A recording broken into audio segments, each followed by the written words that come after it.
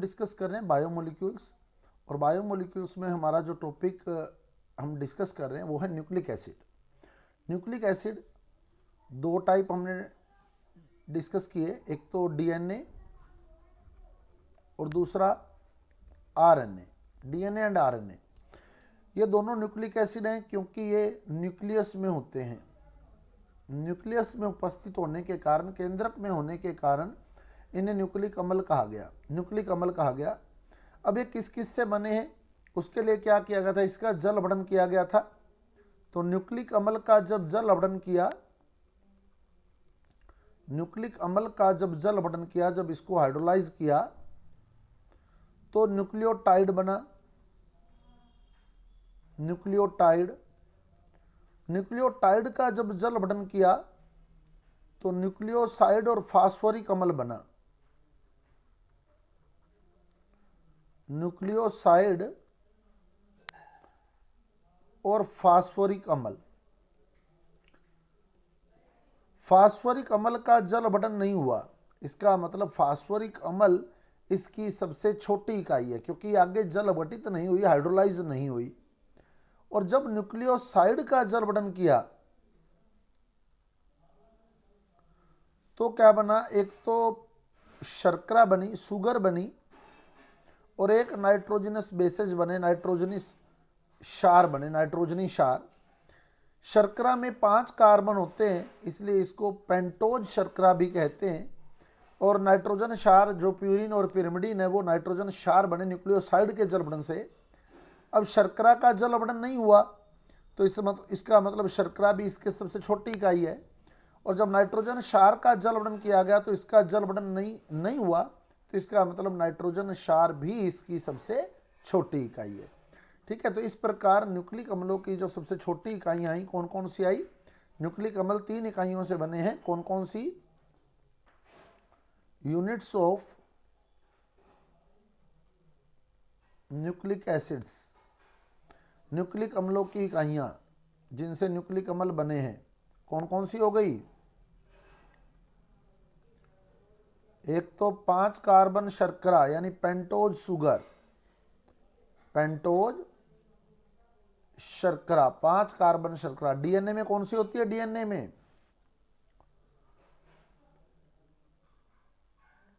2-डीऑक्सीराइबोज है ना, 2 नंबर से ऑक्सीजन निकला होता है, 2-डीऑक्सीराइबोज। और कौन सी फॉर्म होती है, अल्फा या बीटा? बीटा, बीटा फॉर्म होती है। तो बीटा डी 2-डीऑक्सीराइबोज शर्करा डीएनए में पाई जाती है। बीटा डी 2-डीऑक्सीराइबोज शर्करा बीटा फॉर्म होती है इसकी। और आरएनए में राइबोज शर्करा, राइबोज शर्करा, और इसकी भी कौन सी फॉर्म होती है आरएनए में? Beta, beta, beta D ribose शर्करा, beta D ribose sugar. RNA में बीटा डी राइबोज है, डीएनए में बीटा डी 2-डीऑक्सीराइबोज है। आरएनए में बीटा डी राइबोज और डीएनए में बीटा डी 2-डीऑक्सीराइबोज। तो अब राइबोज, बीटा डी राइबोज बनाए अगर अपने, तो आरएनए में जो पाई जाती है beta D ribose, beta D ribose, तो उसको बना रहे हैं हम लोग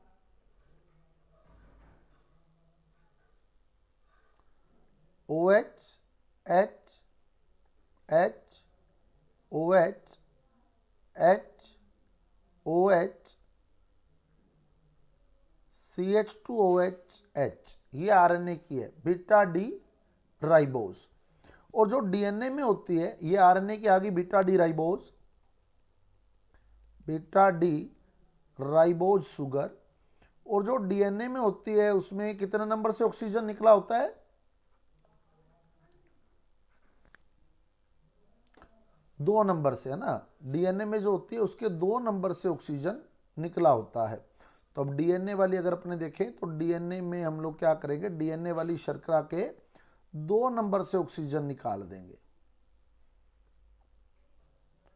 तो अब हमने क्या किया, 2 नंबर से ऑक्सीजन निकाल देना, बीटा फॉर्म ही लेनी है। तो OH, H, H, H, ये वाला ऑक्सीजन जो है राइबोज में से 2 नंबर वाला ऑक्सीजन निकाल देते हैं तो बीटा डी 2-डीऑक्सीराइबोज बन जाती है, H, OH, CH2OH, H। ये बन गया बीटा डी 2-डीऑक्सी राइबोज शुगर।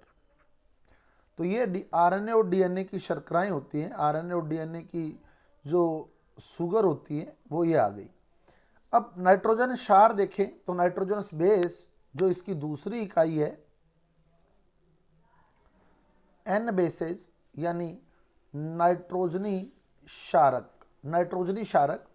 तो नाइट्रोजन क्षारक दो प्रकार के होते हैं, प्यूरीन और पिरिमिडीन। प्यूरीन और पिरिमिडीन। प्यूरीन दो प्रकार के होते हैं, एक एडिनिन और दूसरा गवानिन। और पिरिमिडीन तीन प्रकार के होते हैं, कौन कौन से? साइटोसिन, थाइमिन और यूरेसिल। साइटोसिन, थाइमिन और यूरेसिल। इसमें से जो यूरेसिल है वो सिर्फ आरएनए में होता है, डीएनए में नहीं पाया जाता। और जो थाइमिन है वो सिर्फ डीएनए में होता है, आरएनए में नहीं पाया जाता। तो बाकी जो एडेनिन है, ग्वानिन है, साइटोसिन है, ये डीएनए और आरएनए दोनों में ही होते हैं। ये तीनों डीएनए में भी होते हैं और आरएनए में भी होते हैं। लेकिन जो थाइमिन है वो सिर्फ डीएनए में होता है और यूरेसिल सिर्फ आरएनए में होता है। यानी अगर हमारे से डीएनए के नाइट्रोजन क्षार पूछ लिए जाएं डीएनए के, तो डीएनए में यूरेसिल नहीं होता।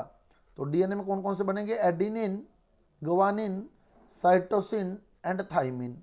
और अगर आरएनए के पूछ लिए जाएं तो आरएनए में कौन कौन से बनेंगे? एडिनिन, ग्वानिन, साइटोसिन और थाइमिन के स्थान पर क्या आ जाएगा? यूरेसिल। थाइमिन नहीं होता आरएनए में, थाइमिन डीएनए में पाया जाता है और यूरेसिल आरएनए में पाया जाता है। तो इस प्रकार से डीएनए में 4 नाइट्रोजन क्षार एडिनिन, ग्वानिन, साइटोसिन और थाइमिन होते हैं और आरएनए में 4 नाइट्रोजन क्षार adenine, guanine, cytosine and uracil होते हैं। अब प्यूरिन एंड पिरिमिडीन की स्ट्रक्चर हमने करी थी। प्यूरिन की बेसिक रिंग आपके पास होनी चाहिए। तो प्यूरिन की बेसिक रिंग बनाने के लिए हमने क्या करें? हम लोग प्यूरिन की बेसिक रिंग बनाने के लिए अगर प्यूरिन के आधारभूत वलय हम बनाना चाहते हैं तो हमने एक तो 6 सदस्य वाली वलय तैयार करनी है और एक उसके साथ 5 सदस्य वाली वलय तैयार करनी है ना, 6 और 5 वाली। अब क्या करना है? 6 और 5 वाली में एक छोड़ के एक एन लगाना है। जैसे यहाँ एन लगा दिया तो एक छोड़ देंगे, फिर एक एन लगा देंगे, एक छोड़ देंगे।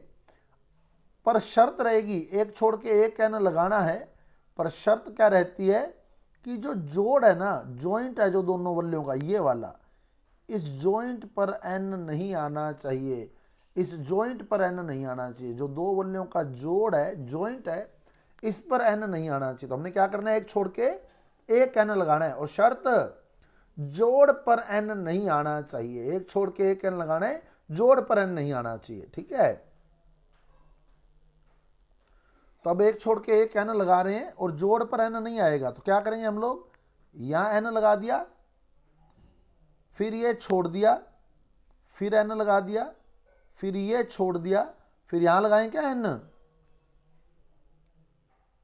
नहीं आएगा ना। फिर यहां एन आएगा, ये छोड़ देंगे, फिर यहां एन आएगा। तो इस तरह हमने एक छोड़ के एक एन लगा दिया। अब एकांतर क्रम में द्विबंध भी लगाने हैं, अल्टरनेट ऑर्डर में डबल बॉन्ड भी लगाने हैं। तो ये डबल बॉन्ड, फिर ये सिंगल रख देना है, फिर डबल कर देना है, फिर ये सिंगल रख देना है, फिर डबल कर देना है। ऐसे इधर ये डबल है, ये जॉइंट जो है डबल बॉन्ड है, फिर ये वाला सिंगल रख दिया, ये वाला डबल कर दिया, ये वाला सिंगल रख दिया। अब क्या इसको डबल करें? क्या इसको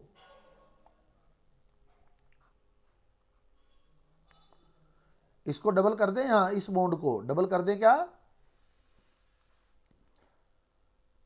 ये वाला बॉन्ड डबल नहीं होगा। क्यों नहीं होगा? क्योंकि अगर इसको डबल कर देते हैं तो आप इस कार्बन की अगर वैलेंसी देखें तो इस कार्बन की वैलेंसी 5 हो जाती है। इसलिए ये वाला बॉन्ड सिंगल ही रहेगा।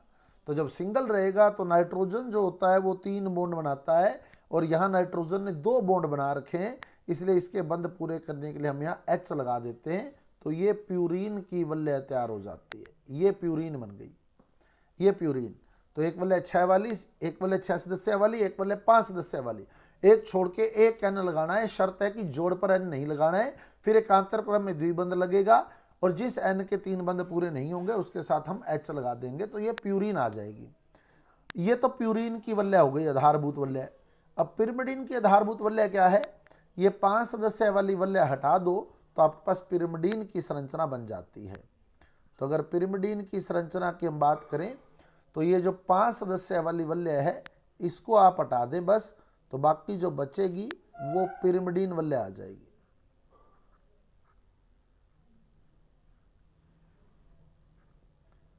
तो ये पिरिमिडीन वलय आ गई, ये पिरिमिडीन की आधारभूत वलय आ गई। पिरिमिडीन के अंदर जो मेन स्ट्रक्चर है, बेस है पिरिमिडीन का, वो आ गया ये। तो ये प्यूरीन वलय आ गई हमारे पास, ये वाली प्यूरीन की संरचना हो गई, ये पिरिमिडीन की संरचना हो गई। अब मेरे को बनाना है एडिनिन, एडिनिन बनाना है। तो एडिनिन में क्या करते हैं, NH2 ग्रुप जोड़ देते हैं, NH2 ग्रुप। तो एडिनिन में क्या किया हमने, यहाँ NH2 लगा देना है, तो ये एडिनिन बन गया। प्यूरीन की जो आधारभूत वलय थी उसमें क्या करना है, NH2 जोड़ देना है, तो एडिनिन बन जाएगा। यानी ये प्यूरीन की आधारभूत वलय है। अब मैं एडिनिन यहां बना रहा हूं,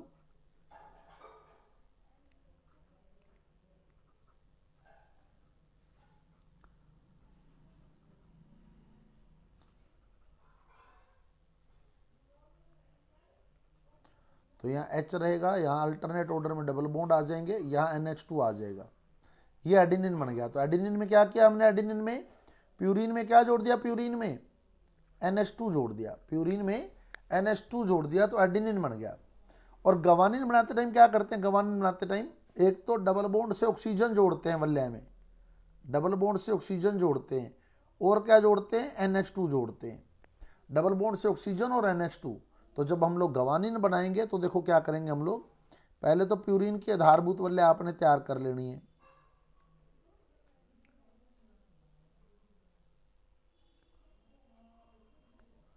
ये प्यूरीन की आधारभूत वलय आ गई। अब हमने क्या करना है,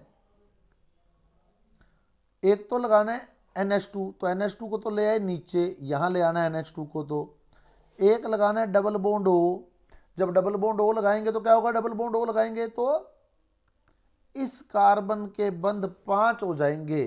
तो जब आप डबल बॉन्ड O लगा रहे हैं तो आपने ये वाला बंध हटा देना है, यानी इसे सिंगल कर देना है और इस N के साथ H जोड़ देंगे, तो ये बन जाएगी हमारे पास कौन सी, गवानिन, गवानिन। तो डबल बॉन्ड O लगाते ही नाइट्रोजन के जो बंध है, नाइट्रोजन के जो बंध है वो कितने, कार्बन के बंध 4 पूरे हो जाएंगे। तो जो डबल बॉन्ड था इस पोजीशन पर वो हमें सिंगल करना पड़ेगा। तो जब हम सिंगल करेंगे तो इस N की योग्यता पूरी करने के लिए हमें H लगाना पड़ेगा। एक तरीका तो है ये, ठीक है। और अगर ये नहीं आता तो क्या आ सकता है, वहां फिर डबल बॉन्ड O नहीं आएगा, क्या आएगा वहां, सिंगल बॉन्ड OH आएगा, या तो सिंगल बॉन्ड OH लगा होगा, ठीक है। या अगर डबल बॉन्ड O लगा है तो ये वाला डबल बॉन्ड सिंगल करेंगे और H यहां लगाएंगे। क्लियर, ये बन गई गवानिन। और गवानिन के जैसी सेम टू सेम साइटोसिन है, साइटोसिन और गवानिन में सेम ग्रुप जुड़े होते हैं, सिर्फ फर्क क्या है, साइटोसिन पिरिमिडीन है, जब पिरिमिडीन है तो वलय ये वाली रहेगी। अब गवानिन में हमने जो जो समूह जोड़े थे वही समूह सेम टू सेम साइटोसिन में जुड़े होते हैं, सिर्फ फर्क क्या रहता है, क्या फर्क रहेगा,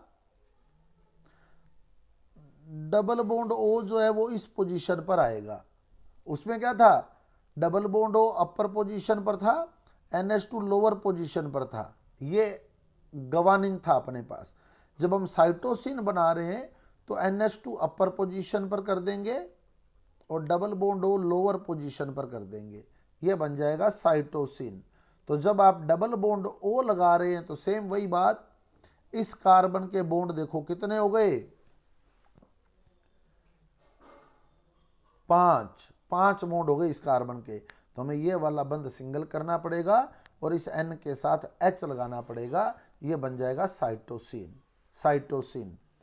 अब यूरेसिल, यूरेसिल में क्या होता है, यूरेसिल में दोनों ही डबल बॉन्ड ओ होते हैं, दोनों ही डबल बॉन्ड होते हैं दोनों पोजीशन पर। तो यूरेसिल कैसे बनेगा,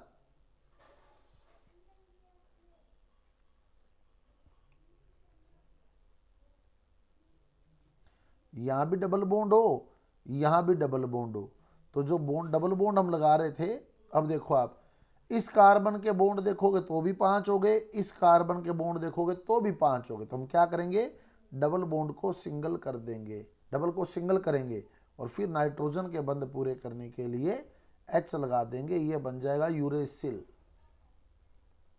यूरेसिल। और थाइमिन कैसे बनेगा, थाइमिन,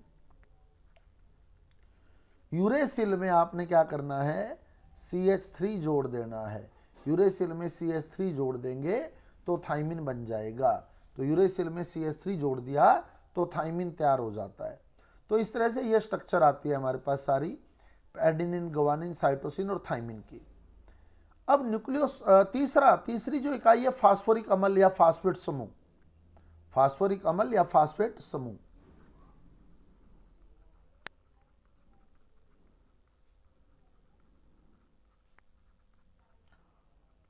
फास्फोरिक अम्ल या फास्फेट समूह, फास्फोरिक अम्ल होता है H3PO4 और अगर फास्फेट लिखना है तो PO4-3। फास्फोरिक अम्ल तो H3PO4 और अगर फास्फेट लिखना है तो PO4-3। अब देखो P के साथ कितने O लगे हैं, P के साथ 4, तो P के साथ 4 O जोड़ लें, 1 2 3 4, और माइनस कितने हैं, 3, तो -1 -2 -3, O पे माइनस लगा देने है ना, -3 है तो 3 O पे -1 लगा दिया। और जिस O पे माइनस नहीं आया उसकी संयोजकता पूरी कर देंगे, डबल बॉन्ड O कर देंगे उसको, क्लियर। तो ये बन जाएगा PO4-3। और अगर हम H3PO4 बनाना चाहते हैं, H3PO4 बनाना चाहते हैं तो जिस O पर माइनस लगा है उसके साथ क्या करेंगे, H लगा देंगे, है ना। जैसे देखो PO4-3, तो P के साथ 4 O लगे हैं, -3 है तो -1 -2 -3, यहां डबल बॉन्ड O कर दिया। अब अपने को बनाना था H3PO4 यानी 3 H जोड़ने थे, तो हमने क्या करना है, इस O- के साथ एक H यहाँ जोड़ दिया, ये माइनस हटाया, एक H यहाँ जोड़ दिया, ये माइनस हटाया, एक H यहाँ जोड़ दिया, ये बन गया H3PO4 यानी फास्फोरिक अम्ल, फास्फोरिक अम्ल। तो इस तरह से ये 3 इकाइयाँ न्यूक्लिक अम्लों की रहती हैं जिनसे पॉलीन्यूक्लियोटाइड बनते हैं। वो पॉलीन्यूक्लियोटाइड कैसे बनते हैं वो स्टेप बाय स्टेप हम देखते हैं, ठीक है। अब पहली इंपॉर्टेंट बात आपके पास न्यूक्लियोसाइड, न्यूक्लियोसाइड कैसे बनता है, न्यूक्लियोसाइड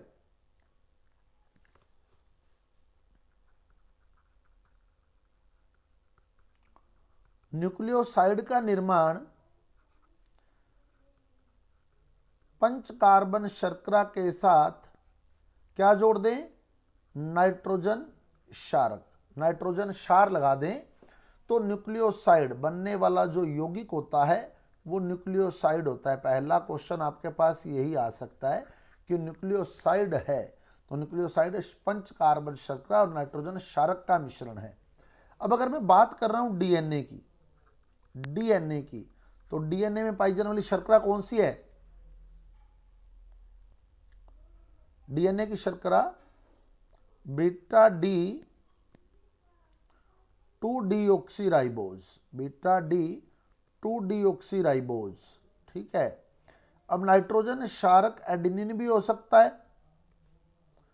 यहां शर्करा के साथ ग्वानिन भी हो सकता है, शर्करा के साथ साइटोसिन भी हो सकता है और शर्करा के साथ थाइमीन भी हो सकता है।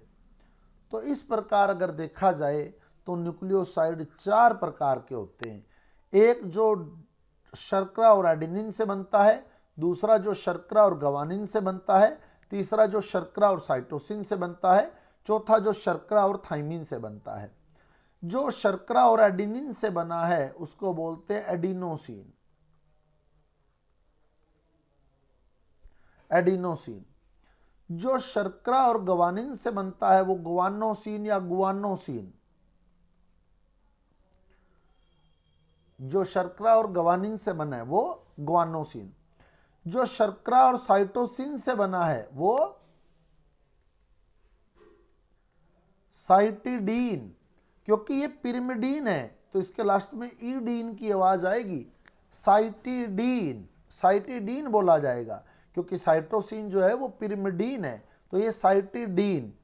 और जो थाइमीन है, अगर शर्करा और थाइमीन जुड़ जाए तो क्या बोलते हैं, थाइमिडीन, थाइमिडीन। क्लियर। तो डीऑक्सीराइबोज शर्करा और एडिनिन अगर जुड़ता है तो एडिनोसिन, ग्वानिन अगर जुड़ता है तो साइटोसिन ग्वानोसिन, साइटोसिन अगर जुड़ता है तो साइटिडीन और थाइमीन अगर जुड़ता है तो थाइमिडीन। और जो नाइट्रोजन क्षारक होते हैं वो शर्करा के कौन से कार्बन से जुड़ते हैं, पहले कार्बन से। नाइट्रोजन क्षारक, नाइट्रोजनस बेस शर्करा के प्रथम कार्बन से बीटा बंध द्वारा जुड़े होते हैं। क्योंकि शर्करा बीटा ली है तो बीटा बंध बोलेंगे, ठीक है, बीटा बंध द्वारा जुड़े होते हैं।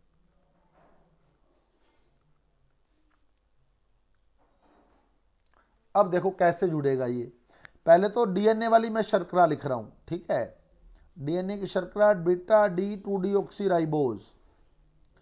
तो बीटा फॉर्म ले रहा हूं OH, 2 नंबर से ऑक्सीजन निकालेंगे तभी तो डीऑक्सीराइबोज है, HOH।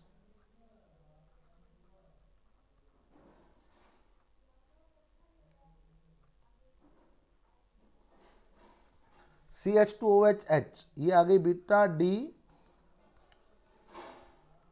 2 डीऑक्सीराइबोज शर्करा। अब कोई भी एक नाइट्रोजन क्षारक ले लें आप, कोई भी एक जो आपकी इच्छा है, एडिनिन ले लें, ग्वानिन ले लें, साइटोसिन ले लें, थाइमिन ले लें, चारों में से कोई भी जुड़ सकता है। तो जैसे मैं एडिनिन ले रहा हूं, ठीक है, एडिनिन ले रहा हूं तो N, इनको आप प्रैक्टिस में लेंगे तो ये बहुत आराम से बन जाती हैं संरचनाएं।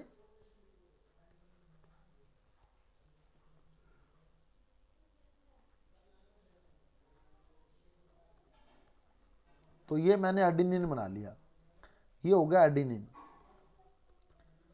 अब शर्करा के साथ जब एडिनिन जुड़ता है तो एडिनिन जो है वो शर्करा के 1' कार्बन पे जुड़ता है। 1' बोलते हैं क्योंकि 1 नंबर कार्बन नाइट्रोजन क्षारक वाले कार्बन होते हैं तो इसको 1' बोलते हैं, 1'। तो एडिनिन जो है शर्करा के 1' कार्बन पे जुड़ता है तो यहां से H और यहां से OH यानी जल निकल जाता है।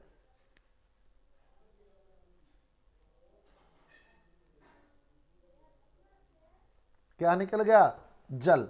और नाइट्रोजन क्षारक शर्करा के कौन से कार्बन से जुड़ा है,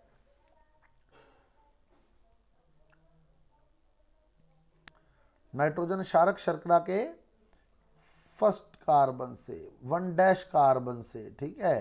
तो इसको यहां जुड़ा हुआ दिखा दें तो यहां 2 नंबर से तो ऑक्सीजन निकला हुआ है क्योंकि अपने डीएनए वाली शर्करा बना रहे हैं।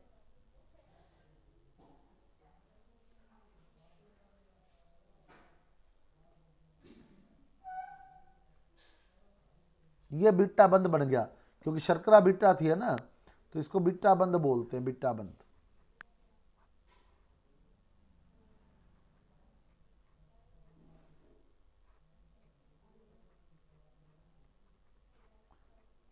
ये बना दिया हमने एडिनिन, एडिनिन जोड़ दिया इसके साथ।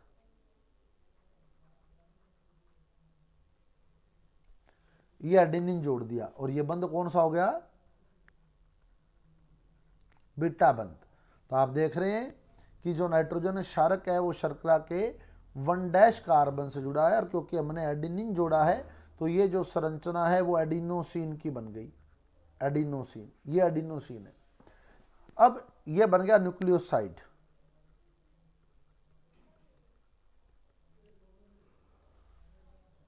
ऐसे ही हम यहाँ ग्वानिन ले सकते हैं, साइटोसिन ले सकते हैं, थाइमिन ले सकते हैं, कोई भी ले सकते हैं तो न्यूक्लियोसाइड बन जाएगा। अब न्यूक्लियोसाइड में जब फास्फोरिक अम्ल जोड़ा जाएगा, न्यूक्लियोसाइड में जब फास्फोरिक अम्ल जोड़ा जाएगा तो क्या बनेगा, न्यूक्लियोटाइड। तो न्यूक्लियोसाइड में अपने फास्फोरिक अम्ल जोड़ रहे हैं। अब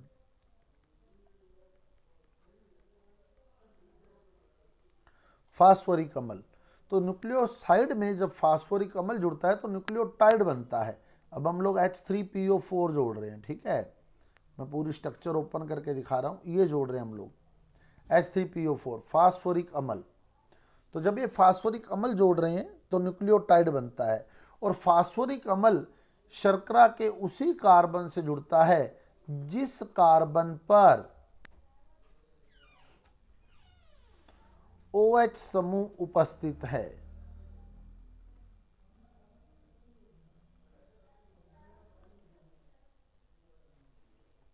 फास्फोरिक अम्ल जो होगा वो शर्करा के उसी कार्बन से जुड़ेगा जिस कार्बन पर OH समूह उपस्थित है। तो अब देखो, अब DNA वाली शर्करा देखो, पहले तो कौन कौन से कार्बन पर OH है।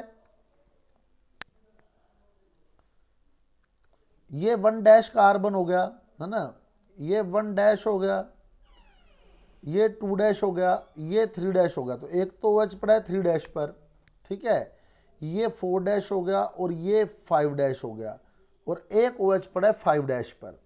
तो यहाँ जो है फास्फोरिक अम्ल DNA की अगर शर्करा की बात करें तो एक नंबर पर तो नाइट्रोजन क्षार जुड़ गया। तो फास्फोरिक अम्ल या तो 3' कार्बन से जुड़ेगा और या 5' कार्बन से जुड़ेगा। तो फास्फोरिक अम्ल जो जुड़ता है वो 3' या 5' से जुड़ता है। अगर फास्फोरिक अम्ल 3' पे जुड़ जाता है तब तो ऐसे न्यूक्लियोटाइड को बोला जाता है। अब फास्फोरिक अम्ल फिर देख लें, या तो 3' पे जुड़ेगा और या 5' पे। अगर फास्फोरिक अम्ल 3' पे जुड़ गया तो हम लिखेंगे 3' पे जुड़ गया फास्फोरिक अम्ल और 5' पे पड़ा है OH। 5' पे फिर OH ही रह जाएगा, ठीक है, 3' पे फास्फोरिक अम्ल जुड़ गया, 5' पे OH रह जाएगा। और अगर फास्फोरिक अम्ल 5' पे जुड़ गया तो कैसे लिखोगे बताओ। अगर फास्फोरिक अम्ल 5' पे जुड़ गया तो कैसे लिखोगे। 5' पे जुड़ गया फास्फोरिक अम्ल और 3' पर OH ही पड़ा है, तो ये न्यूक्लियोटाइड बन जाते हैं 3'P 5'OH 5'P 3'OH, ठीक है। अब अपने जोड़ रहे हैं, अपने जो है वो ये बना रहे हैं 5' वाला, 5'P वाला।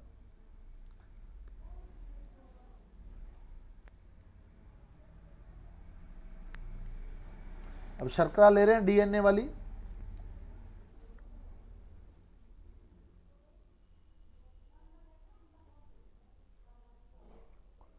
ये OH, ये H, ये H, ये H, ये H, ये OH और ये CH2OH। एक नंबर कार्बन पे क्या जुड़ जाता है, 1' कार्बन पे क्या जुड़ जाता है, 1' कार्बन पे नाइट्रोजन क्षार। तो यहां मैंने सीधा ही लिख दिया यहाँ कि यहाँ N क्षारक जुड़ गया, नाइट्रोजन क्षार जुड़ गया, नाइट्रोजन बेस जुड़ गया, ठीक है। तो यहां तो सीधा ही लिख दिया N क्षार। अब फास्फोरिक अम्ल वहां वहां जुड़ता है जहां जहां OH पड़ा है। तो OH कौन कौन से कार्बन पर पड़ा है, OH 3' और 5' पर। तो हम लोग इस 5' कार्बन पर फास्फोरिक अम्ल जोड़ रहे हैं, ठीक है। तो फास्फोरिक अम्ल क्या हो गया, P डबल बॉन्ड O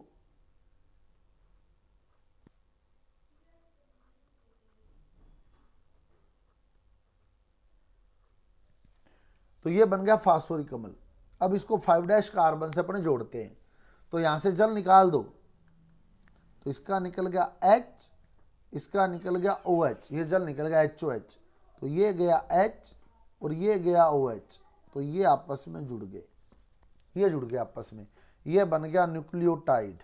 ये न्यूक्लियोटाइड की संरचना आ गई। और ये एडिनोसिन में हमने कितने फास्फेट जो समूह जोड़ दिए, एडिनोसिन के अंदर कितने फास्फेट जोड़ दिए,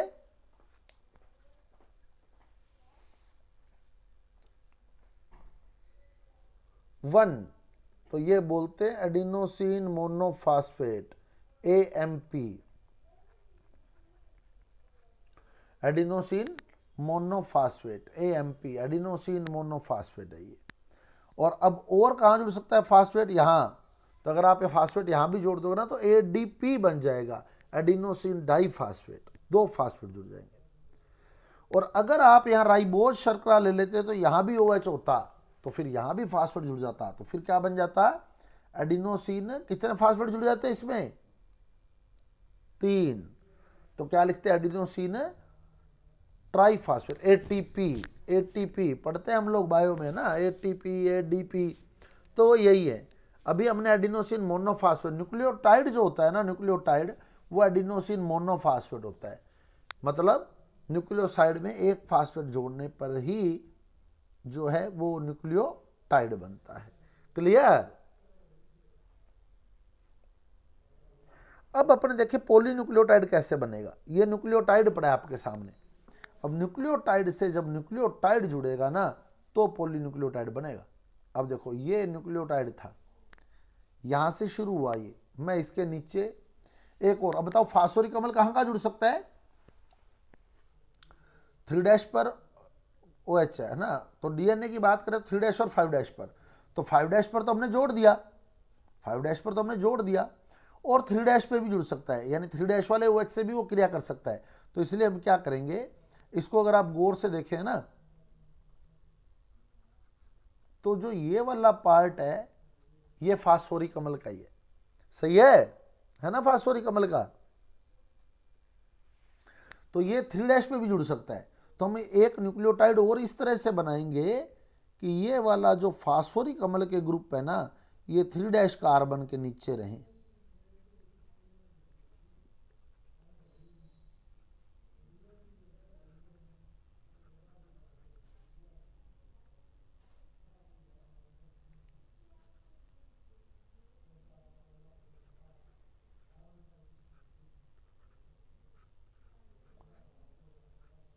समझ आ गई बात। उसको हमने क्या किया, किसके नीचे रख दिया,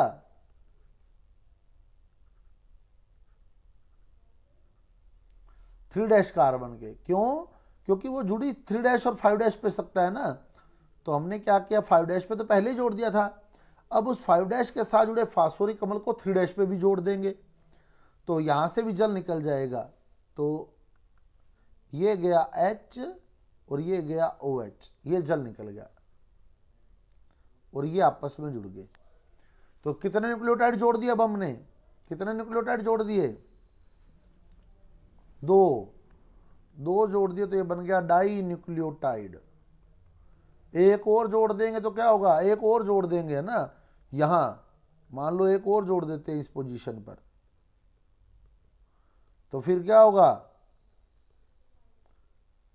ट्राई न्यूक्लियोटाइड। ऐसे और जोड़ते जाएंगे तो क्या होगा, पॉलीन्यूक्लियोटाइड बन जाएगा ना। वही DNA और RNA होते हैं। ठीक है। अब देखो आप लोग पढ़ते हो कि DNA की संरचना में दो न्यूक्लियोटाइड आपस में फास्फोडाइएस्टर बंधों के द्वारा जुड़े होते हैं। ये पढ़ा होगा आप लोगों ने। DNA की संरचना में 2 न्यूक्लियोटाइड आपस में फास्फोडाइएस्टर बंध के द्वारा जुड़े होते हैं। कैसे, देखो फास्फोडाइएस्टर बंध क्या, देखो अब मैं पूरी लाइन क्लियर करूंगा आपको कि पेपर में लाइन अगर ये उठती है तो ऐसे भी उठ सकती है। आपको मीनिंग क्लियर होना चाहिए सारा कि क्या चल रहा है। एस्टर ग्रुप क्या होता है, एस्टर ग्रुप बताओ, एस्टर ग्रुप, एस्टर समूह क्या होता है, RO इथर होता है, COO ये होता है ना, COO, जल्दी नहीं करें बोलते टाइम, COO ये एस्टर समूह होता है, COO ग्रुप। अब अपने कह रहे हैं फास्फो एस्टर, फास्फो एस्टर, तो जो C है ना उसकी जगह P लगा होगा, उसकी जगह P लगा होगा बस। तो आप ये देखो, ये पड़ा दिख रहा है, P डबल बॉन्ड हो सिंगल बॉन्ड हो, आ गया फास्फो एस्टर। ऐसे ही यहां से देखो ऊपर वाली शर्करा भी देखो, इसके साथ भी ऐसा ही ग्रुप है, देखो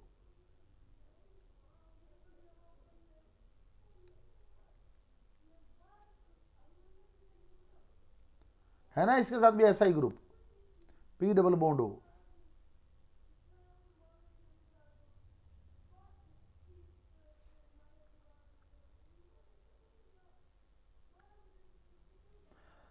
क्लियर।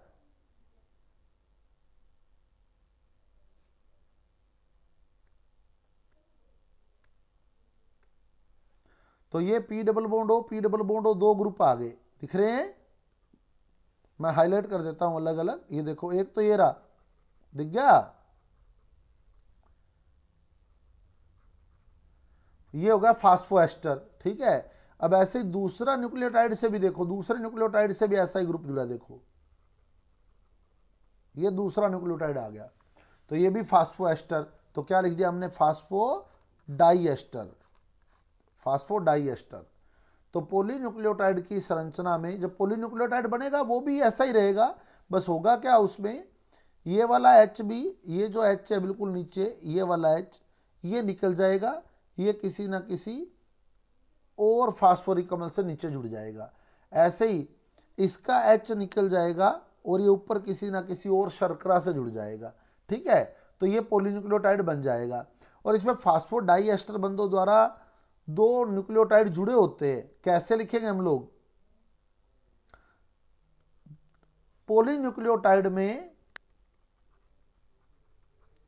पॉलीन्यूक्लियोटाइड में अब लाइन क्लियर कर लेना, पॉलीन्यूक्लियोटाइड में दो न्यूक्लियोटाइड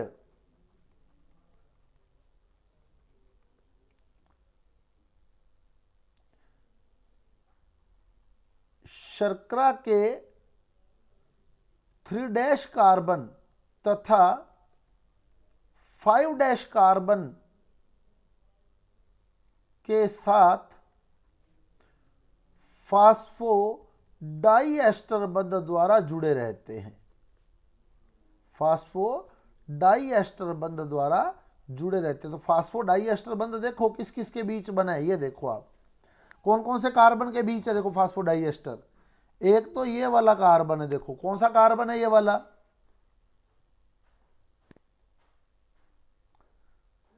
कौन सा कार्बन है, ये 3'। और एक ये रहा, ये कौन सा है बताओ, ये कौन सा, 5'।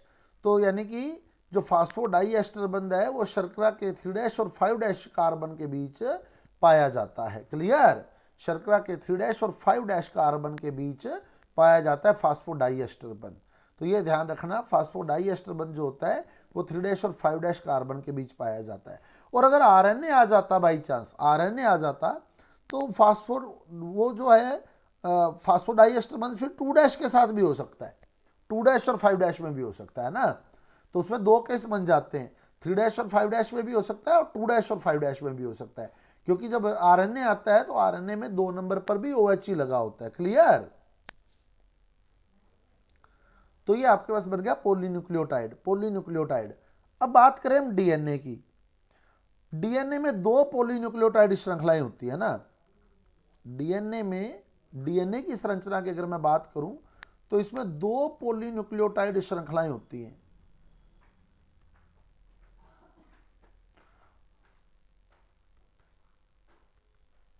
और एक वर्ड लिखा होता है प्रति समांतर क्रम में, प्रति समांतर क्रम में। प्रति समांतर का मतलब क्या, देखो तो एक बार तो आप शर्करा को ऐसे बनाएं, अब प्रति समांतर का मतलब समझना,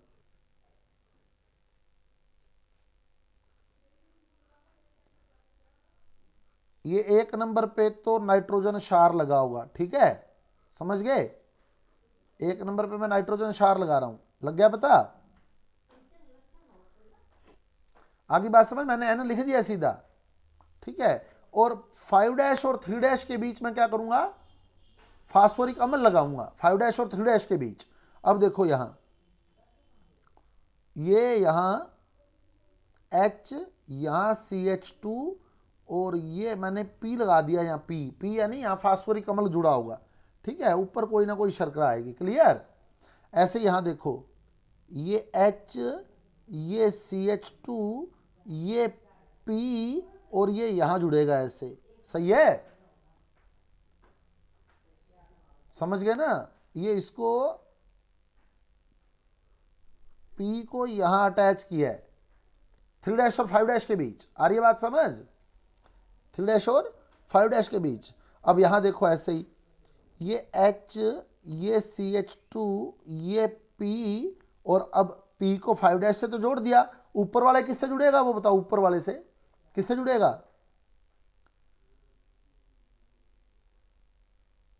थ्री डैश से जोड़ दिया, ठीक है। अब ऐसे अगर आप नीचे जोड़ना चाहते हैं तो उसको 3 डैश से जोड़ के लाएंगे ऐसे, क्लियर। अब आप देखो दूसरी श्रृंखला प्रति समांतर क्रम में कैसे आएगी, दूसरा इसके उल्टा बनाएंगे ऐसे, ऐसे तो हो गया ना अपने आप प्रति समांतर, बताओ या नहीं हुआ, बताओ।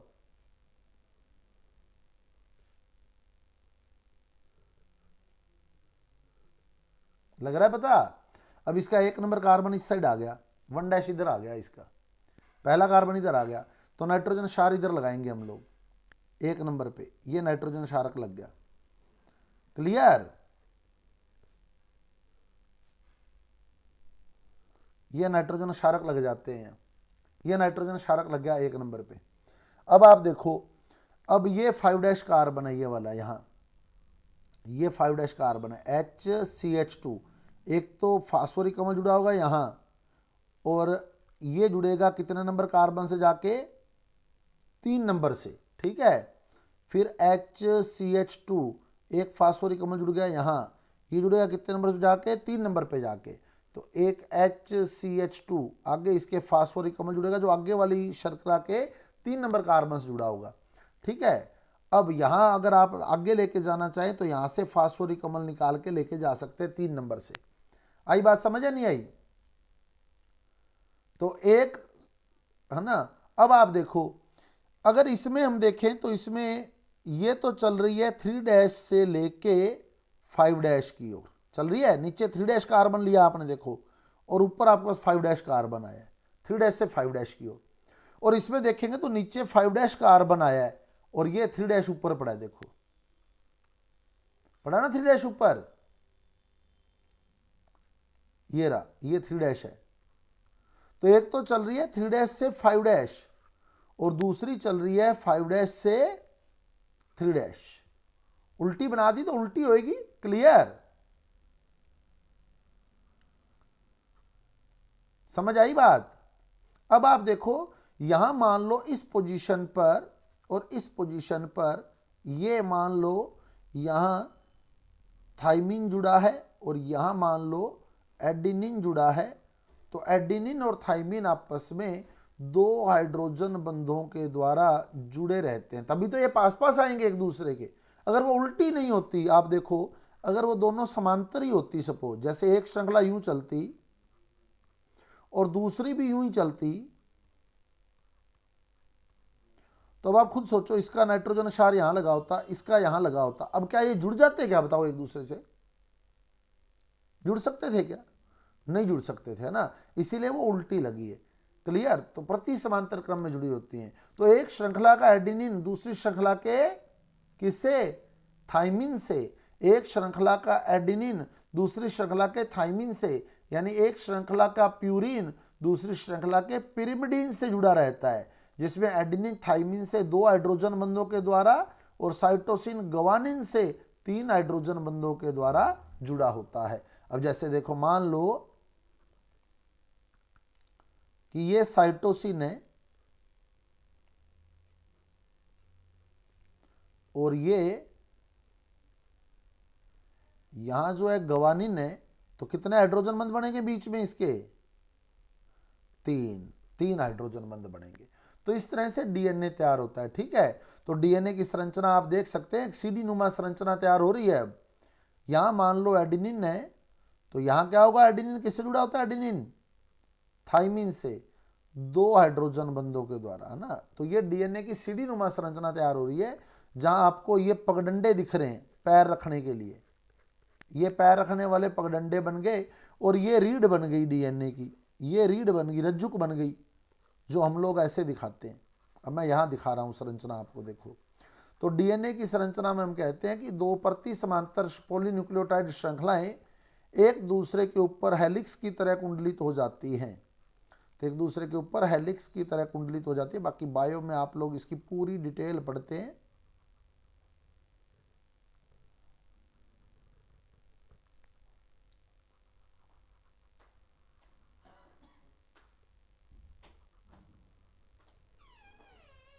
इस तरह से एक पॉलीन्यूक्लियोटाइड आ गई और ऐसे दूसरी पॉलीन्यूक्लियोटाइड श्रृंखला होती है,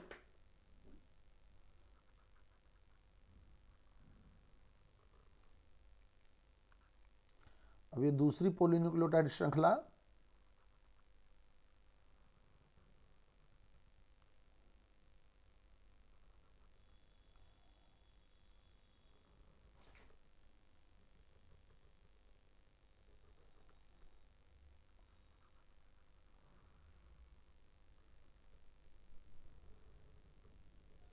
इस तरह से। तो यहां इसका एडेनिन दूसरी के थाइमिन के साथ दो हाइड्रोजन बंधों द्वारा ना, एक का साइटोसिन दूसरी के ग्वानिन के साथ तीन हाइड्रोजन बंधों के द्वारा इस तरह से जुड़े होते हैं। तो ये जो रज्जुक बनी है, ये जो रीड बनी है इसकी, है ना, ये जो इसकी स्ट्रैंड बने हैं वो बने होते हैं किससे? शर्करा से और फास्फेट ग्रुप से। और कॉमन सी बात है, इसी से ही बने होंगे, क्योंकि नाइट्रोजन क्षार तो कहां लग गए बताओ? नाइट्रोजन क्षार तो कहां आ गए बताओ? बीच में आ गया ना नाइट्रोजन क्षार, तो यहां आ गए। ये देखो नाइट्रोजन क्षार तो ये लगे हुए। तो कॉमन सी बात है, ये जो स्ट्रैंड है, डीएनए तीन ही चीजों से बना था। किस किस से? शर्करा से, नाइट्रोजन क्षार से और फास्फेट से। तो नाइट्रोजन क्षार तो बीच में आ गए, तो बचे क्या? क्या बच गया बताओ? और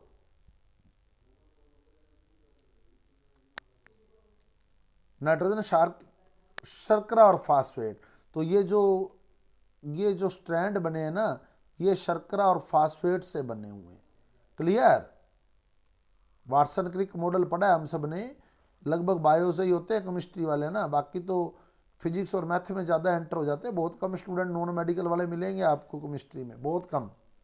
तो ये जो स्ट्रैंड होते हैं ये शर्करा और फास्फेट से होते हैं, शर्करा और फास्फेट से बने होते हैं। और जो सेंटर होते हैं दोनों स्ट्रैंड के, जिसमें नाइट्रोजन क्षार जुड़े होते हैं। एडेनिन किससे जुड़ा होता है? एडेनिन, एक श्रृंखला का एडेनिन दूसरी श्रृंखला के थाइमीन के साथ दो हाइड्रोजन बंधों द्वारा, और एक श्रृंखला का साइटोसिन दूसरी के ग्वानिन के साथ तीन हाइड्रोजन बंधों के द्वारा आपस में जुड़ा रहता है। क्लियर?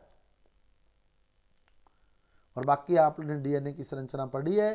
तो डीएनए की संरचना में हम लोग पढ़ते हैं कि एक माइनर ग्रूव होती है, लघु खांच होती है, और एक मेजर ग्रूव होती है, दीर्घ खांच होती है ना।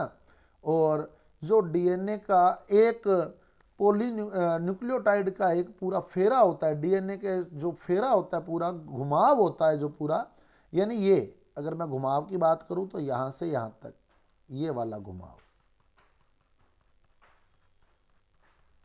ये पूरा घुमाव दिख रहा है, मैंने बोल्ड कर दिया इसको, है ना। ये पूरा घुमाव आ गया, एक देखो आ गया ना घुमाव। इस पूरे घुमाव में न्यूक्लियोटाइड के 10 युग्म होते हैं, 10 जोड़े होते हैं न्यूक्लियोटाइड के, क्योंकि ये एक जोड़ा हो गया। देखो एक न्यूक्लियोटाइड ये हो गया और एक न्यूक्लियोटाइड ये हो गया, तो यानी ये एक जोड़ा बन गया न्यूक्लियोटाइड का। समझ आ गई बात? भाई न्यूक्लियोटाइड किस किस से बना था बताओ? न्यूक्लियोटाइड किस किस से बना था ये बताओ? न्यूक्लियोटाइड किस किस से बना था? न्यूक्लियोटाइड किस किस से बना था? क्या क्या जुड़ा था न्यूक्लियोटाइड में? शर्करा और नाइट्रोजन क्षार से न्यूक्लियोसाइड बन गया। न्यूक्लियोटाइड किससे बना था?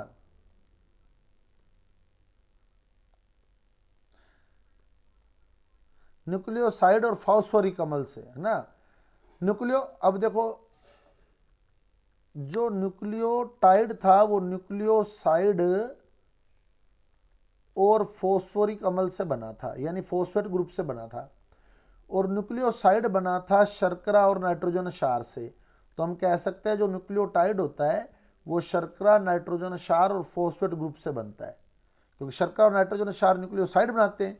न्यूक्लियोसाइड में फॉस्फेट जुड़ता है तो न्यूक्लियोटाइड बनता है।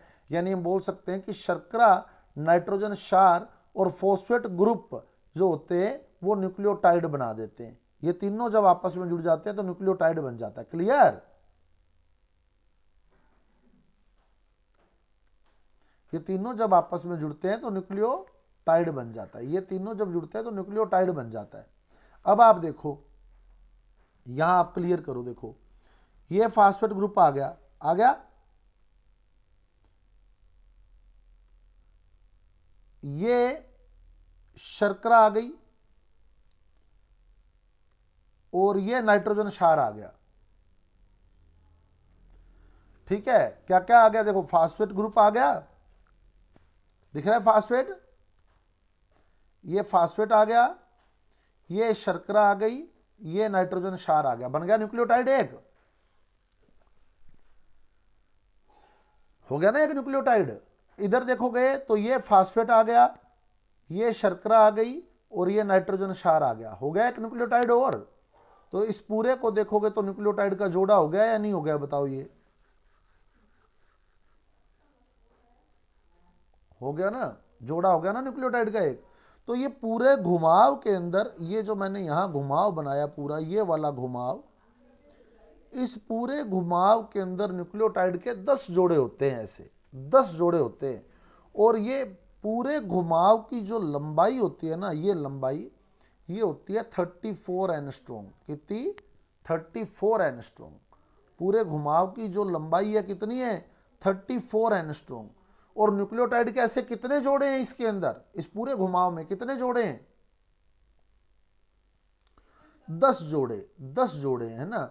इसीलिए हम बोल देते हैं कि दो क्रमागत न्यूक्लियोटाइड के बीच की दूरी 3.4 एंगस्ट्रॉम होती है। होएगी, कॉमन सी बात है, क्योंकि टोटल 34 एंगस्ट्रॉम है, तो 10 जोड़े हैं ऐसे, है ना।